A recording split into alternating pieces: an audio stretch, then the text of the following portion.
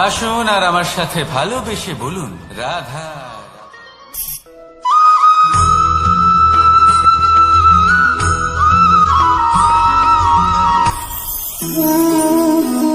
শক্তি এক অত্যন্ত বিচিত্র বস্তু, বা বলতে পারেন অনুভূতি। পিতা সবসময় চান যেন তিনি তার শক্তি পুত্রকে। আসুন আপনাকে সহজে বোঝাই। যদি আপনি সুপাত্র হন আর আপনাকে শক্তি দেওয়া হয়, তাহলে আপনি সেই শক্তির গুরুত্ব বুঝবেন, কোথায় সেই শক্তি প্রয়োগ করা উচিত সেটা বুঝবেন। আর এটা যেহেতু অর্জন করা শক্তি হবে, সেই শক্তির অপব্যবহার হবে না। কিন্তু যদি এই আপনি কুপাত্র হন আর যদি আপনাকে এই শক্তি দেওয়া হয়, তাহলে কি হবে? দেখতে গেলে এই শক্তি আপনি দান হিসেবে পেয়েছেন, তাই না আপনি এই শক্তির গুরুত্ব বুঝবেন আর না এর প্রয়োগ আপনি জানবেন। তার অপব্যবহার হওয়া সুনিশ্চিত। তাই যদি আপনি কোনো শক্তি অর্জন করতে চান, তাহলে আগে তার যোগ্য হয়ে উঠুন। পুত্র নয়, পাত্র হয়ে উঠুন। আর আমার সাথে ভালোবেসে বলুন রাধা রাধা।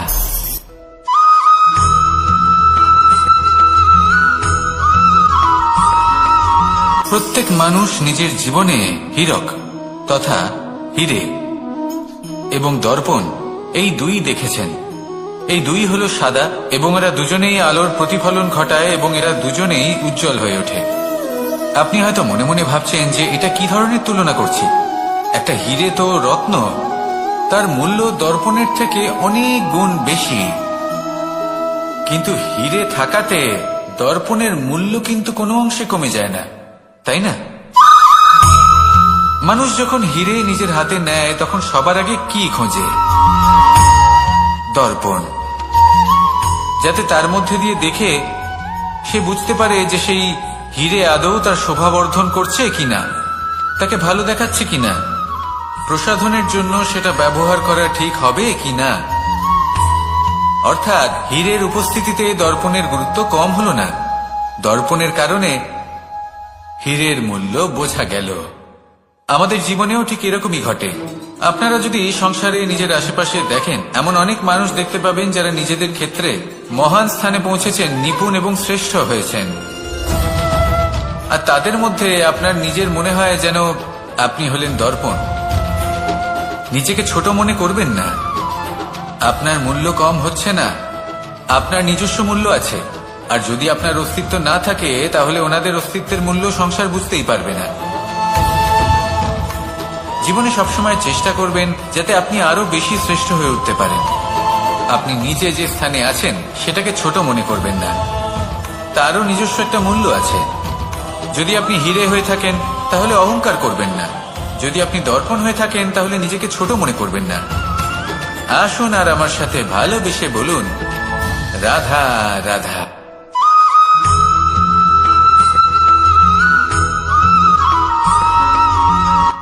সংসারে আমাদের জীবনে যখন কোনো সুখ বা দুঃখ আসে, তার জন্য আমরা কাউকে না কাউকে অবশ্যই দায়ী করে থাকি, তাই না?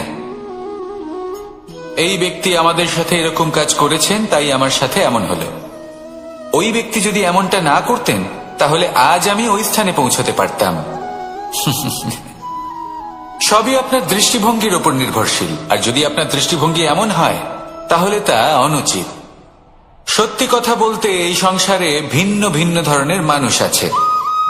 এটা আপনার উপর নির্ভর করছে কিভাবে তাদের স্বাগত জানাবেন। একবার ভাবুন, আমি আমার দুটো হাত সামনে নিয়ে এলাম, দুটো মুঠো খুলে দিলাম। দুই প্রকারের মানুষ আসবেন, কিছু না কিছু দিয়ে যাবেন। এই মুঠো যদি আমি বন্ধ করে দিই, তাহলে না কেউ আমাকে কিছু দিতে পারবে, না আমার কিছু যাবে আসবে। নিশ্চয়ই বুঝতে পারছেন এই দুই ধরনের ব্যক্তি কারা এবং তারা কি দিয়ে যান। আমি যদি নিজের মুঠো খুলে দিই, তাহলে কিছু ভালো মানুষ আসবেন, আমাকে আনন্দ, সন্তুষ্টি, জ্ঞান প্রদান করে যাবেন, ভালো অভিজ্ঞতা দিয়ে যাবেন। কোনো খারাপ ব্যক্তি যদি আসেন, তাহলে তিনিও খারাপ অভিজ্ঞতা দেবেন, যার থেকে আমি শিক্ষা লাভ করব। এই সব কিছু আমি লাভ করতে পারি। মুঠো যদি বন্ধ করে রাখি, তাহলে আমি কিছুই পাবো না। দেখুন, এই সংসারে প্রত্যেকের জীবনে এইরকম। প্রত্যেকের জীবনে সবকিছুই আছে, ভালো খারাপ দুই মানুষই আছে। ভালো অভিজ্ঞতা আছে, খারাপ অভিজ্ঞতা আছে। নির্ভর করছে আপনার উপর যে আপনি কি করবেন। এনাদের স্বাগত কিভাবে জানাবেন, কার থেকে কি বুঝবেন, কি শিখতে পারবেন, আর কোন দৃষ্টিভঙ্গি নিয়ে অগ্রসর হবেন, এটাই নির্ধারণ করবে যে আপনার জীবন কেমন হবে। আসুন আমার সাথে ভালোবেসে বলুন, রাধা রাধা।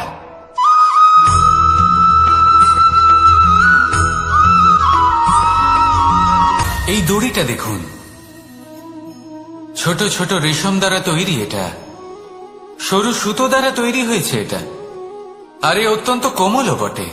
আর আপনি চাইলে এটা সোজাও করে দিতে পারেন, আর চাইলে এটা বেঁকিয়েও দিতে পারেন, আর যদি চান তাহলে এটা গোল গোল করে বেঁধে কোথাও রেখেও দিতে পারেন। এবার এই কোমল দড়ি যদি কোনো নিষ্ঠুর কঠিন পাথরে বারংবার জড়িয়ে দেওয়া হয়, তাহলেও তাকেও কাটতে পারে, নিজের ছাপ ছেড়ে যেতে পারে, সেটার আকারও বদলে ফেলতে পারে। এবার এর কারণ কি? এর কারণ হলো অভ্যাস আর নিরন্তর প্রচেষ্টা। যদি আপনিও চেষ্টা করেন আর নিরন্তর কর্ম করে যান, তাহলে আপনার প্রারব্ধ পাথরের মতো কঠিনই হোক না কেন, তাতে ভাঙন ধরিয়েও আপনি নিজের লক্ষ্যে অবশ্যই পৌঁছতে পারবেন। একটা গুরুত্বপূর্ণ কথা মনে রাখবেন, সুকর্মের অভ্যাস আর নিরন্তর প্রয়াস, এই হলো সাফল্যের মন্ত্র। তাহলে জীবনে এই মন্ত্র আনুন আর আমার সাথে ভালোবেসে বলুন, রাধা রাধা।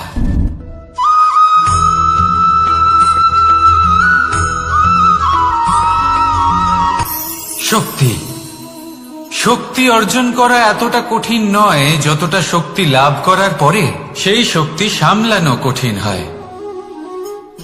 কারণ যেই মানুষ শক্তি লাভ করে তার মনে গর্ববোধ জন্মায়, জন্মায় অহংকার, জন্মায় জেদ। তাই শক্তি প্রাপ্ত করার সাথে বিনম্র থাকাও অত্যন্ত আবশ্যক।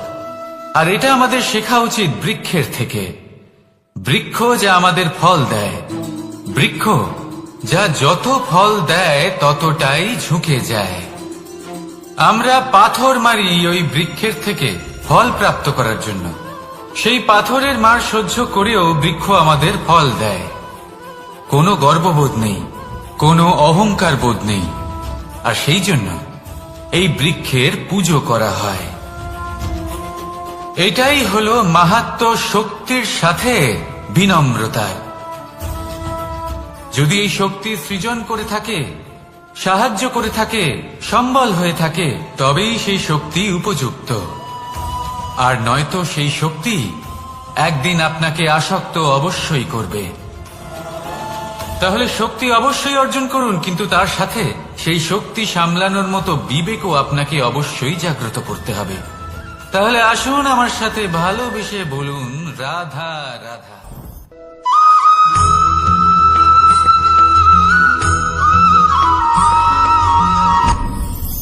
আপনি কি কখনো কোনো জলের ধারা দেখেছেন? তার সামনে যতই মাটি থাকুক না কেন, যতই কাদা থাকুক না কেন, যখন এই জলের ধারা বইতে আরম্ভ করে দেয়, তাহলে নিজের মনে, নিজের ভাবনার, নিজের জীবনের যত অনাবশ্যক তত্ত্ব আছে, অনুপযোগী অংশ রয়েছে, অর্থাৎ অপরিষ্কার অংশ রয়েছে, তা নিজে থেকেই নির্মল হয়ে উঠবে। আর যেরকম জলের ধারা কখনো থেমে থাকে না, সব সময় বয়ে চলে, সেইভাবে আপনিও কখনোই থামবেন না। সবসময় বয়ে চলুন, এগোতে থাকুন। পথে যদি অনেক বিপদ আসে, সমস্যা আসে, থামবেন না, তার উপর নিরন্তর প্রহার করুন, নিরন্তর প্রয়াস করুন, আর অগ্রসর হন। আপনি ভেবে দেখুন, এই জলের ধারা কখনো থেমে থাকে না, সবসময় বয়ে চলে, বিপদের সম্মুখীন হয়ে তাকে সাথে বয়ে নিয়ে চলে। সেই জন্য জলের ধারা, প্রবাহমান এই ধারা, এর থেকে কখনো দুর্গন্ধ আসে না, এতে কখনো ময়লা জমতে পারে না, বরং পালিত হয় সুন্দর প্রাণবন্ত জীবজন্তু, যেমন সুন্দর ছোট মাছ। তাই আপনিও এটাই করুন, কখনো থামবেন না, শুধু চলতে থাকুন, জলের ধারার মতো বইতে থাকুন। আপনি আপনার লক্ষ্য অবশ্যই খুঁজে পাবেন, আর তার সাথে নিজের অন্তরের যে মালিন্য রয়েছে তা আপনি নিজেই নিজের থেকে দূরে করে দেবেন। তাহলে আসুন আর আমার সাথে ভালোবেসে বলুন, রাধা রাধা।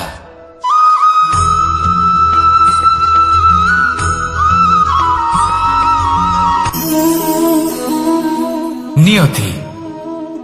রাধা আমাকে বলে, কৃষ্ণ, যদি তুমি জানো যে নিয়তিতে কি আছে, তাহলে তাকে বদলে দাও না কেন? মহাদেব আমাকে বলেন যে শ্রীকৃষ্ণ, যদি আপনি এটা জানেন যে সাম্বের নিয়তি এটাই, তাহলে আপনি তাকে বদলানোর চেষ্টা কেন করেন? কেন? কারণ আমি একজন পিতা, আর পিতার কর্তব্য এটাই, তিনি যেন সম্ভাব্য সব চেষ্টা করেন নিজের সন্তানের মঙ্গলের জন্য। নিয়তি আমি জানি, কিন্তু এটাও আমি জানি যে কর্মের থেকে বড় আর কোনো নিয়তি হতে পারে না। অভিজ্ঞতাও রয়েছে যে কর্মের হাতে নিয়তির এই চক্র বদলে যেতে পারে। তাই জীবনে যদি আপনার কখনো এমন মনে হয় যে এটা তো অসম্ভব, তখনও চেষ্টা করা কখনোই ছাড়বেন না। কে বলতে পারে আপনারই কর্মের কোনো এক বীজ হয়তো নিয়তির চাকায় আটকে গেল, আর নিয়তিকে নিজের পথ পাল্টাতে হলো, ঠিক কিনা? সেই জন্য নিয়তিকে ভাগ্য মেনে নিয়ে চুপ করে বসে থাকবেন না। নিজের নিয়তি স্বয়ং নিজের কর্মের দ্বারা নির্ধারিত করুন, কারণ আপনার এই কর্মের ওপরেই আপনার অধিকার রয়েছে, আর এই অধিকারকে নিয়তি অনেক সময় সম্মানও করে। তাহলে আসুন আর আমার সাথে ভালোবেসে বলুন, রাধা রাধা।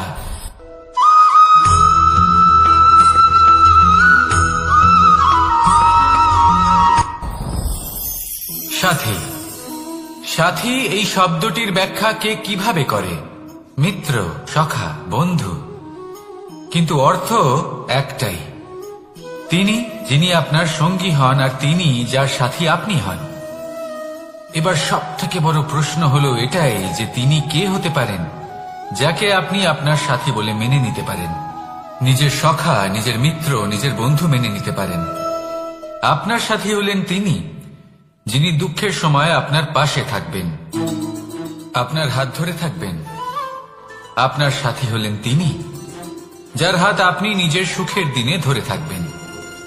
সেই সাথীরই হাত ধরুন যিনি দুঃখে সবসময় আপনাকে সাহায্য করার জন্য তৎপর হয়ে থাকেন, আপনার পাশে থাকেন, আর যাকে সুখের দিনে আপনি আপনার সাথে রাখতে পারেন। আর যখন আপনার সাথে আপনার এই সাথী থাকবে, তখন আপনি এটা বুঝবেন যে যখন জীবনে দুঃখ আসে, তখন এই দুঃখ কমে যায়, সবার মধ্যে ভাগ হয়ে যায়। আর যদি তখন সুখ আসে, তাহলে সেটা সবার উপস্থিতিতে আরো বেড়ে যায়। এটাই হলো প্রেম, এটাই হলো ভালোবাসা, এটাই হলো সঙ্গ, যেমন সম্পর্ক আমার আর রাধার মাঝে। তাহলে আসুন আর আমার সাথে ভালোবেসে বলুন, রাধা রাধা।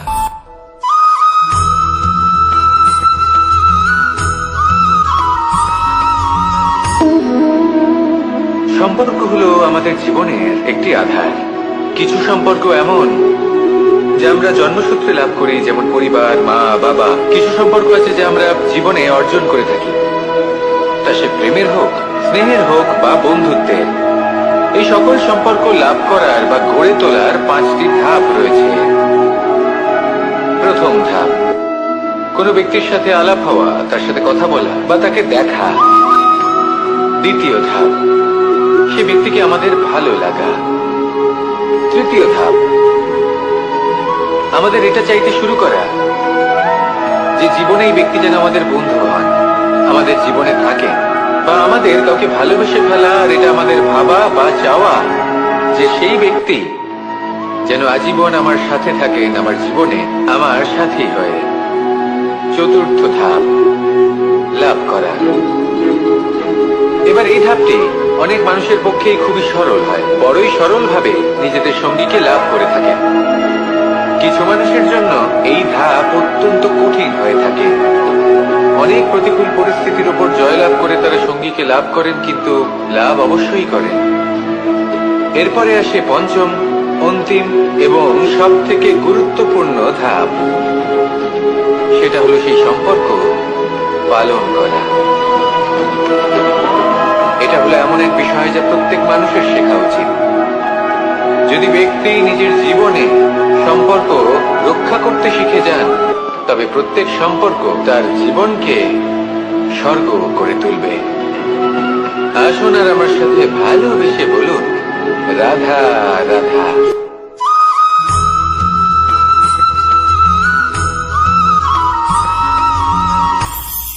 এটা হলো ধান গাছ।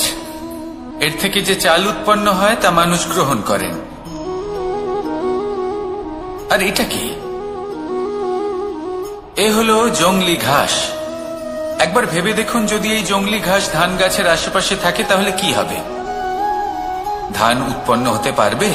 তা উৎকৃষ্ট হতে পারবে? আমরা কি তা গ্রহণ করতে পারবো? কখনোই নয়। এই জংলি ঘাস ধানকে নষ্ট করে দেবে, কিন্তু নিজে জীবিত থাকবে। এটাই হলো আজকের শিক্ষা। এই সংসারে যদি আপনি নীতির পথে চলতে চান, উচিত কর্ম করতে চান, সংসারকে সেবা করতে চান, তাহলে জংলি ঘাসের মতো ব্যক্তিদের থেকে সবসময় দূরে থাকতে হবে। সেই ব্যক্তি যারা দুর্নীতি এবং মিথ্যা দ্বারা পরিপূর্ণ, যাদের ব্যবহার অশুভ, যাদের অনেক অশুভ গুণ রয়েছে, তারা সঠিক নয়। সেই সকল ব্যক্তি যাদের চরিত্র অত্যন্ত দুষ্ট হয়, তারা হয় শুভ চরিত্রের ব্যক্তিকে একদম নষ্ট করে দেয়, নয় নিজের মতো বানিয়ে তোলে।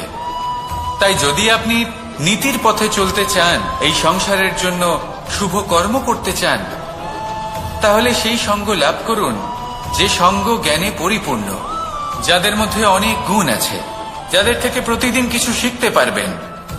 এমন ব্যক্তির সাথে জীবন অতিবাহিত করুন। দুরাচারীদের থেকে দূরে থাকুন। তবেই এই মন প্রসন্ন হয়ে বলবে, রাধা রাধা।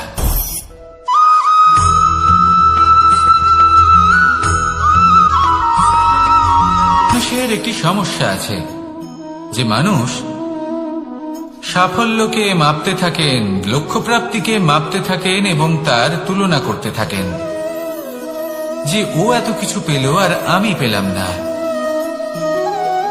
ওর কাছে এত কিছু আছে কিন্তু আমার কাছে নেই। এই তুলনা করার জন্য ওনারা দুঃখী হয়ে পড়েন, নিরাশ হয়ে পড়েন। তাই আমি একটা প্রশ্ন করছি যে এটা কি উচিত? এই সংসারে আপনি কি নিয়ে তুলনা করবেন, যেখানে সূর্যদেব চন্দ্রমা দুজনেই আছেন, দুজনেই হলেন বিশেষ, দুজনেই নিজ নিজ সময়ে উদিত হন। এদের মধ্যে একজন না থাকলে তাহলে আমাদের জীবন কঠিন হয়ে পড়বে। ঠিক সেইভাবেই আপনি যদি একটা বড় রেখা অঙ্কন করেন, তাহলে অন্য রেখাটি ছোট হয়ে পড়ে না, সে তেমনই থাকে যেমনটা সে ছিল। আপনার অস্তিত্ব কখনো ছোট বা বড় হতে পারে না। শুধু তুলনা করার জন্য আপনার এটা মনে হতে পারে। যদি আপনি যুদ্ধ করতে চান, আপনার তলোয়ারের প্রয়োজন পড়বে। যদি বস্ত্র তৈরি করতে চান, এত বড় তলোয়ার দিয়ে কিছুই হবে না, তখন প্রয়োজন পড়বে একটা ছোট্ট সূচের। তাই তুলনা করবেন না, না নিজেকে ছোট মনে করবেন, না অন্য কাউকে।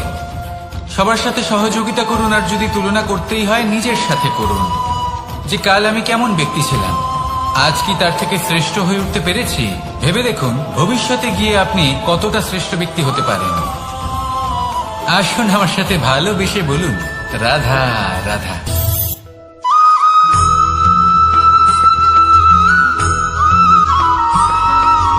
ফিরে আসছিলেন এবং তাদের ফেরার পথে হঠাৎ করে কোথাও থেকে একটি বাছুর চলে এলো। এই দুই বোন ভয়ভীত হয়ে গেলেন, আর তাদের হাত থেকে সেই আটা পড়ে গেল, মাটিতে মিশে গেল।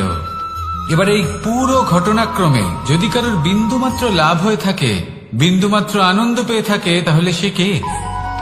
সেই ছোট বোন, যিনি মাঝে মাঝেই গমের দানা তুলছিলেন এবং খাচ্ছিলেন। কিছুটা হলেও উনি আনন্দ লাভ করেছিলেন। এবার এরকমই হলো আমাদের জীবনে ভক্তি এবং ভালোবাসা সংক্রান্ত বিষয়। মানুষ নিজের জীবনের দৈনিক কাজে এতটাই ব্যস্ত হয়ে পড়েন, প্রত্যেকদিন শুধু কাজ কাজ কাজ কাজ করতে থাকেন, আর তাতে ভক্তি এবং ভালোবাসার জন্য সময় বার করতেই পারেন না। দেখুন, জীবনে ভক্তি আর প্রেমের এই যে ছোট ছোট মুহূর্ত আছে, এগুলো যদি আপনি যাপন করতে পারেন, তাহলে তাতেই আপনি তৃপ্তি লাভ করবেন। বাকি সবই আপনার ব্যর্থ বলেই মনে হবে।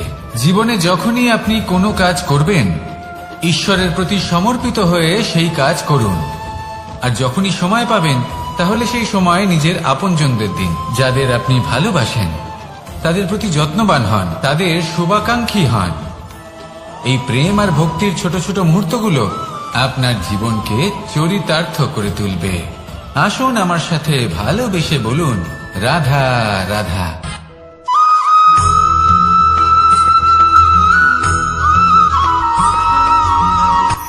এই সংসারে সাফল্য লাভ করার জন্য জ্ঞানের প্রয়োজন হয়, পরিশ্রমের প্রয়োজন হয়, দৃঢ় নিষ্ঠার প্রয়োজন হয়, নিরন্তর চেষ্টা করা প্রয়োজনীয়।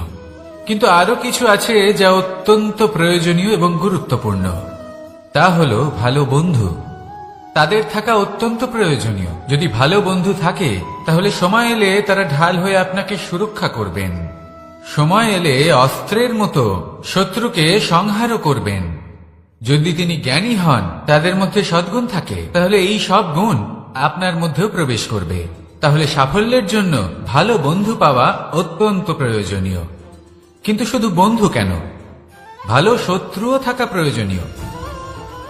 এবার আপনি ভাববেন, আমি কি বললাম? যদি আপনার জীবনেও ভালো অর্থাৎ শক্তিশালী শত্রু থাকে, তাহলে আপনিও শক্তিশালী হতে থাকবেন। এই শত্রু আপনাকে প্রেরিত করবে আরো বেশি শক্তিশালী হয়ে ওঠার। কখনো কোনো হরিণকে দেখুন, তীব্র গতিতে দৌড়তে থাকে। কেন তীব্র গতিতে দৌড়য়? এই কারণে নয় যে কোথাও তার জন্য মধুর ঘাস অপেক্ষা করে রয়েছে, না। সে এই কারণে তীব্র গতিতে দৌড়য় কারণ সেটা না করলে তার পেছনে একটি সিংহ আছে যে ওকে নিজের ভোজন করে ফেলবে। তাই জীবনে বিপদ, সংকট এই সবকিছুও হলো অত্যন্ত গুরুত্বপূর্ণ। তার সম্মুখীন হতে শিখুন আর আমার সাথে ভালোবেসে বলুন, রাধা রাধা।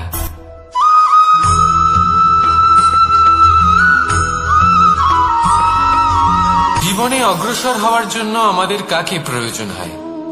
মাতা পিতা, বন্ধু, প্রেম, সাহায্য, অর্থ, পরিশ্রম, আশা। ভিন্ন ভিন্ন মানুষ ভিন্ন ভিন্ন বিকল্প চয়ন করে। যদি আমি আপনাকে বলি তাহলে জয় আর পরাজয়ের মন্ত্র দুটো শব্দের উপর নির্ভর করে, মেনে নেওয়া আর দৃঢ় হওয়া। যদি মেনে নেন তাহলে হেরে যাবেন, যদি দৃঢ় হন তাহলে নিশ্চিত রূপে জয়ী হবেন। যদি কখনো আপনি ক্লান্ত হয়ে ওঠেন, আপনি দুঃখী হন, পুরোপুরি ভেঙে পড়েছেন, তখন মেনে নেবেন না যে আপনি ভেঙে পড়েছেন, নয়তো হেরে যাবেন। তখন উল্টে স্থির করবেন যে যাই হয়ে যাক না কেন আমি জয়ী হবই। আর আপনি দেখবেন যে জয় নিশ্চিত রূপে আপনার কাছেই আসবে। তাহলে এই কথা মনে রাখবেন আর আমার সাথে ভালোবেসে বলবেন, রাধা রাধা।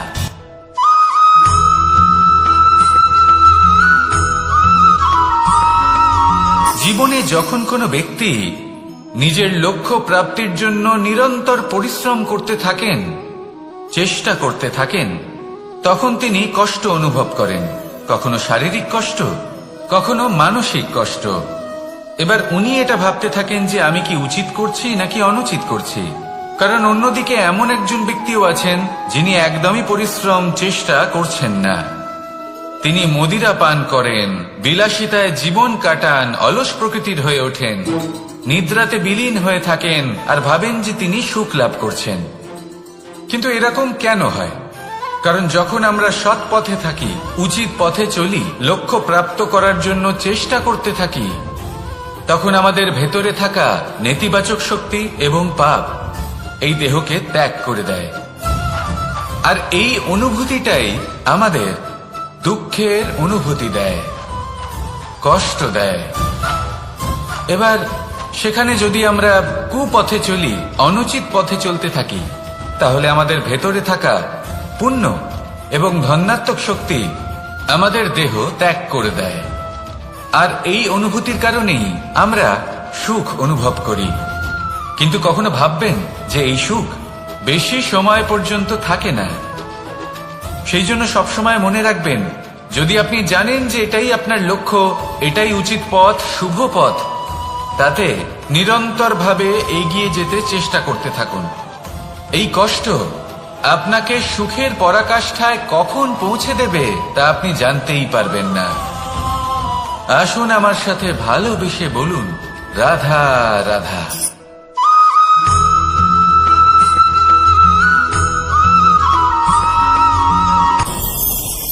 ভয়ের সাথে আমরা সবাই পরিচিত, কষ্ট আমরা সবাই পেয়েছি। কখনো কখনো আমরা অসুস্থ হয়ে পড়ি, আর এমন সময় হলে মাতার মমতা, কখনো বাবার স্নেহ, কখনো বন্ধুদের পাশে থাকার অনুভূতি আমাদের রোগ নিরাময়ে সাহায্য করে। কখনো যদি আমরা নিরাশ হয়ে পড়ি, তখন যদি আমাদের কোনো আপনজন আমাদের দুটো ভালো কথা বলে, তখন আমাদের মনোবল বেড়ে যায়। ঠিক তেমন সংসারের এই রঙ্গমঞ্চে যদি আপনি পীড়িত অনুভব করেন, কিছু শুভ কথা আলোচনা করুন, কিছু স্তুতি গান করুন, কিছু মুহূর্তের জন্য হলেও নিজের ইষ্টদেবের কথা স্মরণ করুন আর প্রার্থনা করুন।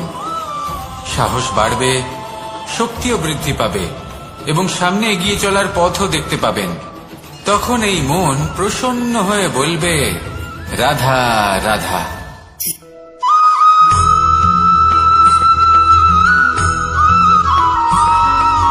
প্রত্যেক মানুষ নিজের জীবনে হীরক তথা হীরে এবং দর্পণ এই দুই দেখেছেন। এই দুই হলো সাদা এবং এরা দুজনেই আলোর প্রতিফলন ঘটায় এবং এরা দুজনেই উজ্জ্বল হয়ে ওঠে। আপনি হয়তো মনে মনে ভাবছেন যে এটা কি ধরনের তুলনা করছি। একটা হীরে তো রত্ন, তার মূল্য দর্পণের থেকে অনেক গুণ বেশি। কিন্তু হীরে থাকাতে দর্পণের মূল্য কিন্তু কোনো অংশে কমে যায় না, তাই না? মানুষ যখন হীরে নিজের হাতে নেয় তখন সবার আগে কি খোঁজে? দর্পণ, যাতে তার মধ্যে দিয়ে দেখে সে বুঝতে পারে যে সেই হীরে আদৌ তার শোভাবর্ধন করছে কিনা, তাকে ভালো দেখাচ্ছে কিনা, প্রসাধনের জন্য সেটা ব্যবহার করা ঠিক হবে কিনা। অর্থাৎ হীরের উপস্থিতিতে দর্পণের গুরুত্ব কম হলো না, দর্পণের কারণে হীরের মূল্য বোঝা গেল। আমাদের জীবনেও ঠিক এরকমই ঘটে। আপনারা যদি সংসারে নিজের আশেপাশে দেখেন, এমন অনেক মানুষ দেখতে পাবেন যারা নিজেদের ক্ষেত্রে মহান স্থানে পৌঁছেছেন, নিপুণ এবং শ্রেষ্ঠ হয়েছেন। আর তাদের মধ্যে আপনার নিজের মনে হয় যেন আপনি হলেন দর্পণ। নিজেকে ছোট মনে করবেন না। আপনার মূল্য কম হচ্ছে না, আপনার নিজস্ব মূল্য আছে। আর যদি আপনার অস্তিত্ব না থাকে, তাহলে ওনাদের অস্তিত্বের মূল্য সংসার বুঝতেই পারবে না। জীবনে সবসময় চেষ্টা করবেন যাতে আপনি আরো বেশি শ্রেষ্ঠ হয়ে উঠতে পারেন। আপনি নিজে যে স্থানে আছেন সেটাকে ছোট মনে করবেন না, তারও নিজস্ব একটা মূল্য আছে। যদি আপনি হীরে হয়ে থাকেন তাহলে অহংকার করবেন না, যদি আপনি দর্পণ হয়ে থাকেন তাহলে নিজেকে ছোট মনে করবেন না। আসুন আর আমার সাথে ভালোবেসে বলুন, রাধা রাধা।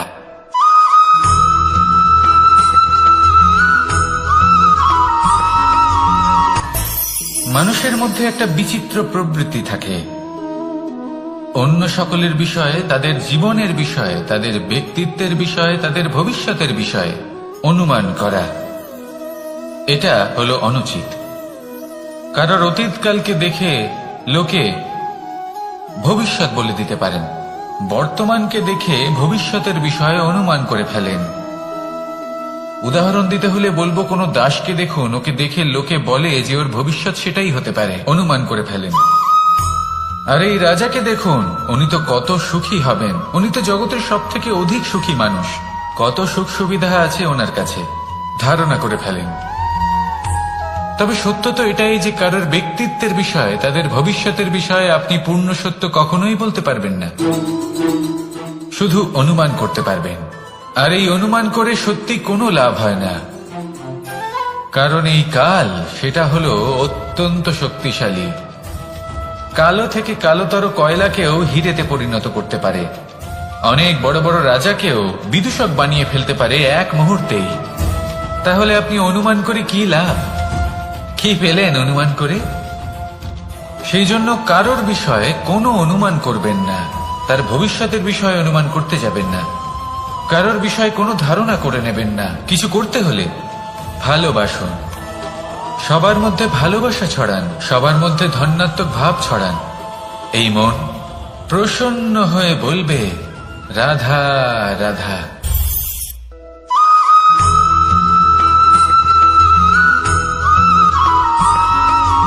কথায় আছে, প্রত্যেক পুত্র তার পিতার প্রতিচ্ছবি হয়, আর সমস্ত প্রতিচ্ছবি চায় যেন সে তার অস্তিত্ব প্রাপ্ত করতে পারে। পুত্র চায় সে যেন তার পিতার মতো হয়, বা কখনো কখনো তার থেকেও শ্রেষ্ঠ হয়। সেটা কোনো অনুচিত ব্যাপার নয়। অনুচিত তখন হয় যখন পুত্র নিজের পিতার মতো হবার স্বপ্ন পূরণ করতে গিয়ে বা তার থেকেও শ্রেষ্ঠ হওয়ার স্বপ্ন পূরণে অনুচিত পথের আশ্রয় নেয়। কারণ তারপরে সে তার পিতার গুণগুলি আত্মসাৎ করতে চায় না। সে শুধুই এটা চায় যে সংসারের চোখে যেন আমি শ্রেষ্ঠ প্রমাণিত হই। এটা অনুচিত। সংসারে এমন অনেক মানুষ আছেন যারা এই কারণে শ্রেষ্ঠ হবার চেষ্টা করেন যাতে তার পরিবারে তার পিতার সম্মান বৃদ্ধি পায়। এমনও মানুষ থাকেন, আর এটাই হলো পার্থক্য উদ্দেশ্যের। মনে রাখবেন, যদি আপনার উদ্দেশ্য শুভ হয় তাহলে পথও শুভ হবে, যদি আপনার উদ্দেশ্য অশুভ হয় তাহলে পথও অশুভ হবে। তাহলে নিজের পিতার মতো হবার চেষ্টা অবশ্যই করুন, তার থেকেও শ্রেষ্ঠ হওয়ার চেষ্টা অবশ্যই করুন, কিন্তু মনে রাখবেন আপনার সংকল্প আর আপনার উদ্দেশ্য এই দুই শুভ হওয়া উচিত। তাহলে আসুন আর আমার সাথে ভালোবেসে বলুন, রাধা রাধা।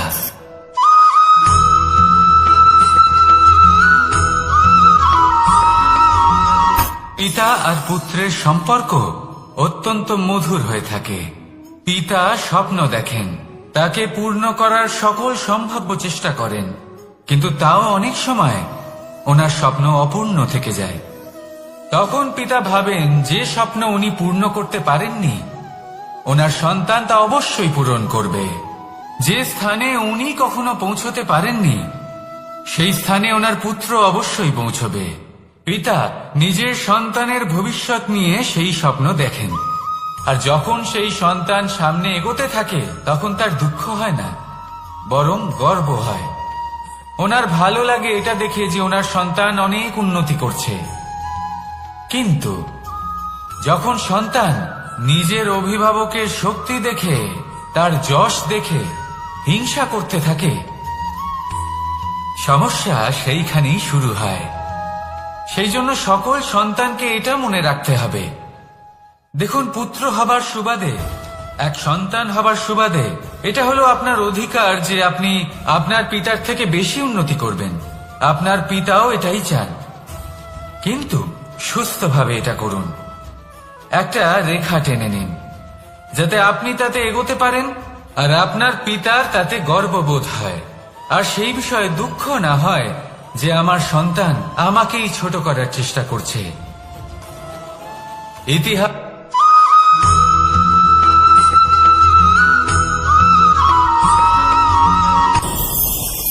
ভয়ের সাথে আমরা সবাই পরিচিত, কষ্টও আমরা সবাই পেয়েছি। কখনো কখনো আমরা অসুস্থ হয়ে পড়ি, আর এমন সময় হলে মাতার মমতা, কখনো বাবার স্নেহ, কখনো বন্ধুদের পাশে থাকার অনুভূতি আমাদের রোগ নিরাময়ে সাহায্য করে। কখনো যদি আমরা নিরাশ হয়ে পড়ি, তখন যদি আমাদের কোনো আপনজন আমাদের দুটো ভালো কথা বলে, তখন আমাদের মনোবল বেড়ে যায়। ঠিক তেমন সংসারের এই রঙ্গমঞ্চে যদি আপনি পীড়িত অনুভব করেন, কিছু শুভ কথা আলোচনা করুন, কিছু স্তুতি গান করুন, কিছু মুহূর্তের জন্য হলেও নিজের ইষ্টদেবের কথা স্মরণ করুন আর প্রার্থনা করুন। সাহস বাড়বে, শক্তিও বৃদ্ধি পাবে এবং সামনে এগিয়ে চলার পথও দেখতে পাবেন। তখন এই মন প্রসন্ন হয়ে বলবে, রাধা রাধা।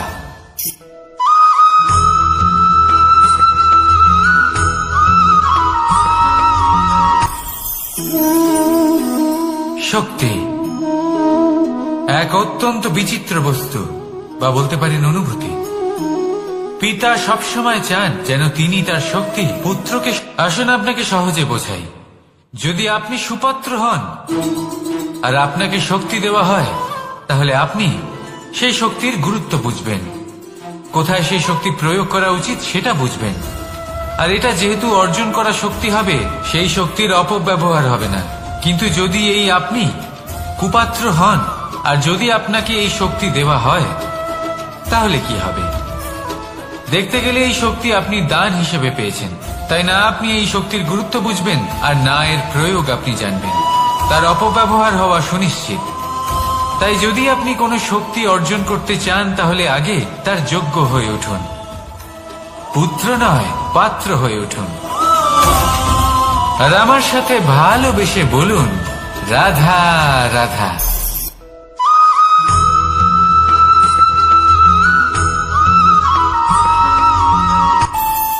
আমাদের মনে যখন কোনো প্রশ্ন ওঠে, কোনো দ্বন্দ্ব জাগে, তখন আমরা যাই আমাদের গুরুর কাছে, আমাদের আরাধ্যের কাছে গিয়ে জিজ্ঞেস করি। এইভাবেই একদিন আমি পৌঁছলাম আমার আরাধ্যের কাছে, আমার মহাদেবের কাছে, আর ওনাকে প্রশ্ন করলাম যে মহাদেব, জীবনে আনন্দ পাওয়ার, উৎসব পালনের, প্রেম ভাগ করে নেবার, জীবনকে উপভোগ করে নেওয়ার সর্বশ্রেষ্ঠ সময় কোনটা? মহাদেব হাসলেন আর উনি বললেন, জীবনে উৎসব পালনের সব থেকে শ্রেষ্ঠ দিন হল মৃত্যুর ঠিক আগের দিনটা। প্রেম ভাগ করে নেওয়ার সব থেকে শ্রেষ্ঠ মুহূর্ত হল মৃত্যুর ঠিক আগের মুহূর্ত। জীবনকে উপভোগ করে নেওয়ার সর্বশ্রেষ্ঠ প্রহর হল মৃত্যুর এক প্রহর পূর্বে। তখন আমি চমকে গেলাম। আমি বললাম, কিন্তু মহাদেব, মৃত্যু তো অনিশ্চিত, আমরা জানিও না কবে আমাদের মৃত্যু হবে। মহাদেব আবার হাসলেন। উনি বললেন যে যদি আমরা এভাবে জীবন কাটাই যে আমরা জীবনের প্রত্যেক দিন, প্রত্যেক মুহূর্ত, প্রত্যেক প্রহর শেষ বলে মনে করি, তাহলে আমাদের সমস্ত জীবন আনন্দের সাথেই অতিবাহিত হবে। কি বলেন?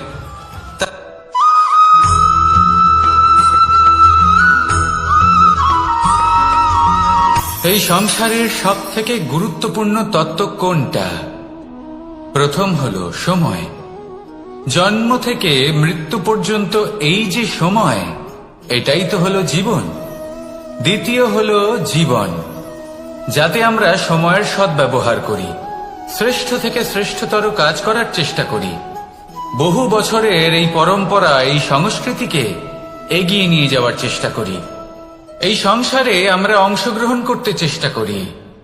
তৃতীয় হলো ধন, সেই ধন যা প্রত্যেক ব্যক্তি অর্জন করতে চেষ্টা করেন। এবার এই তিনটি তত্ত্বের মধ্যে একটা সামঞ্জস্য আছে, সমান ব্যাপার আছে। সে ধনই হোক বা সময় হোক বা হোক জীবন। আর সেই সমান ব্যাপার হলো যে যদি আপনি এটা গণনা করতে থাকেন, তাহলে তা কমতে থাকে। যদি আপনি এটা ব্যবহার করেন, তাহলে তা বাড়তে থাকে। একে সংগঠিত করে রাখতে চেষ্টা করলে এ হাত থেকে ফসকে যায়। কিন্তু যদি আপনি একে সামলে রাখতে শিখে যান, তাহলে এমন কাজ করবেন যাতে সংসারের সাথে সাথে পরবর্তী প্রজন্ম লাভবান হবে। যদি কিছু শিখতে চান, তাহলে সামলাতে শিখুন, গণনা করা বা সংগঠিত করা নয়। আসুন আর আমার সাথে ভালোবেসে বলুন, রাধা রাধা।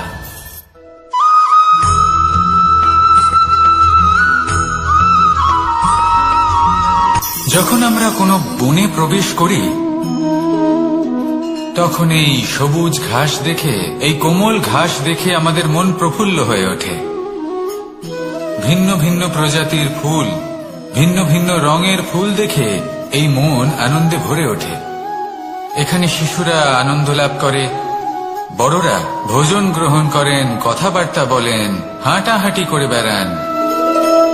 এবার ভেবে দেখুন, যখন এই উপবনের নির্মাণ হয়েছিল, সেই সময় যদি এই মাটিকে সঠিকভাবে খনন না করা হতো, যদি তাতে সঠিকভাবে বীজ রোপণ না করা হতো, যদি কোনো সংঘর্ষ না হতো, পরিশ্রম না করা হতো, যদি চলতে চলতে পায়ে কাঁটা না বিঁধে যেত, তাহলে এই সুন্দর বন দেখে আমরা কি এই আনন্দ লাভ করতে পারতাম? কখনোই নয়।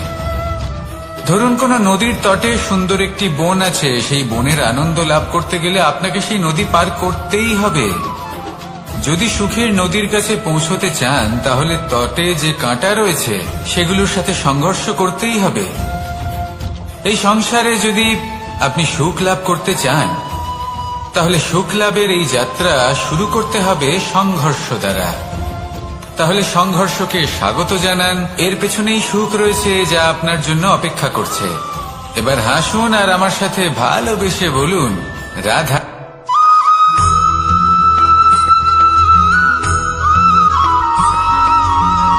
পুরুষার্থ। শাস্ত্রে 4 ধরনের পুরুষার্থের কথা বলা হয়েছে। প্রথম হলো ধর্ম। আপনি কি জানেন এই ধর্ম আসলে কি? আপনার কি মনে হয় ধর্ম আসলে কি? কোনো বিশেষ ঈশ্বরকে মানাই কি ধর্ম বলা হয়? নাকি কোনো বিশেষ রীতি পালন করাই হলো ধর্ম? নাকি কোনো বিশেষ সাহিত্যকে সর্বশ্রেষ্ঠ মনে করাই হলো ধর্ম? না, ধর্ম হলো সেটা যাকে ধারণ করা যেতে পারে। আর ধারণ শুধু সেটাই করা যায় যা পবিত্র। পবিত্র শুধু তাকেই বলা হয় যা নিঃস্বার্থ, যার মধ্যে শাসন করার কোনো ইচ্ছে নেই, যা সরলভাবেই প্রবাহমান, জল এবং বায়ুর মতো। যখন কোনো ব্যক্তি ধর্মকে ধারণ করেন এবং সেই ধর্ম সেই ব্যক্তিকে রক্ষা করে, তখন তাকে ধর্ম বলা হয়। ধর্ম যা রক্ষা করে অহংকার থেকে, খারাপ চিন্তার হাত থেকে। সেই জন্য পুরুষার্থ গড়ে তোলার আগে, ধর্ম পালন করার আগে ধর্মের প্রকৃত অর্থ কি সেটা বুঝে নিন। এটা জেনে রাখুন যে সমস্ত ধর্মের আধার, সমস্ত ধর্মের ভিত শুধুমাত্র ভালোবাসা। আসুন আর এই ভালোবাসার সাথেই বলুন, রাধা রাধা।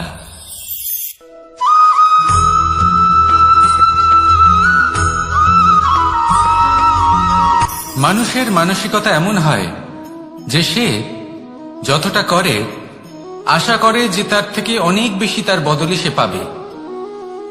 দেখুন, সবকিছুই আপনার ভাবনা চিন্তার উপর নির্ভর করছে। আপনি যদি ফলের বিষয়ে ভেবে কর্ম করতে থাকেন তাহলে সেটা অনুচিত। জীবনের আসল আনন্দ হলো নিজের কর্ম করতে থাকা, ফলের চিন্তা করা উচিত নয়। যদি আপনি এরকম ভাবেন যে আমি এতটা করছি, আমার এতটা পাওয়া উচিত, সেই ভাবনা